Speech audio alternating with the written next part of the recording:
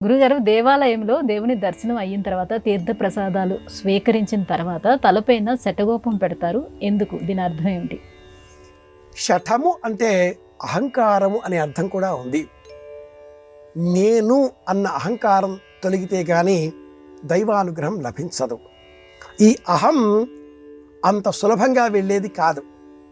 ఆంగ్లంలో ఐ అనే అక్షరంతో మనం సూచిస్తూ ఉంటాం. ఐ యామ్, నేను నేను నేను నేను ఈ నేను పట్టుకున్నంత కాలం ఇలాగే ఇక్కడే ఉంటాం.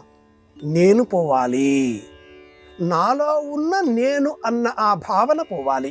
ఇందుకోసమే ఆలయాలలో శఠారి అన్న పేరిట శఠగోపమును శిరస్సు పైన కిరీటం వలె ఉంటుంది, నెత్తిపైన పెడతారు. రాజు సమానమైన గౌరవం మనకు లభిస్తుంది.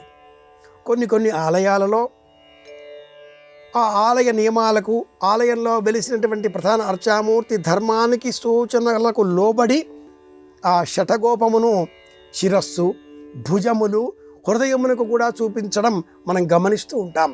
భుజాలకు కూడా ఆ శఠగోపమును దర్శింపజేస్తూ ఉంటారు. దైవతత్వానికి ప్రాతినిధ్యం వహించే విధంగా ఆ దర్శనం మనం గమనించవచ్చు. ఆ శఠగోపం పైన ఉండేవి భగవంతుడి పాదములు. కళ్యాణోత్సవాలలో కూడా భగవంతుడి పైన మనము అక్షింతలను వేసే యోగ్యత లేని వారం కనుక భగవంతుడి సాన్నిధ్యంలో ఈ శఠగోపమును అలంకరించి ఏర్పాటు చేస్తారు.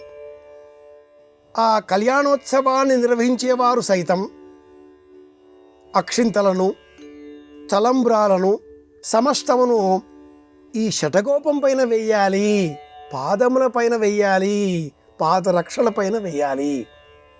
పరమాత్ముడి పైన వేసే అర్హత, హక్కు, యోగ్యత మనకు లేదు. ఈ శఠగోపమును మన శిరస్సు పైన అలా వారు తీర్థప్రసాదాల స్వీకరణ అనంతరం ఉంచారు అంటే అర్థం మనలో ఉండే అహంకారాన్ని తొలగించే ప్రయత్నానికి ఇది నాంది, బీజావాపనం, అంకురారోపణం.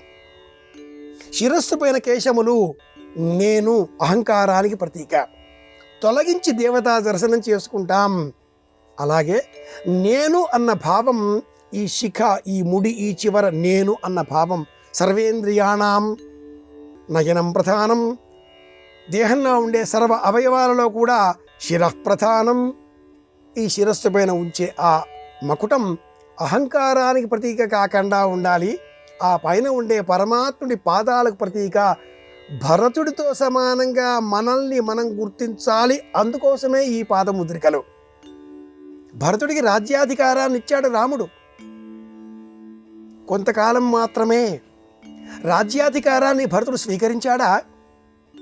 కాషాయ వస్త్రములు ధరించి పాదరక్షలను సింహాసనం పైన ఉంచి ప్రతీకాత్మకంగానే ఉన్నాడు, కానీ నాది అనుకోలేదు.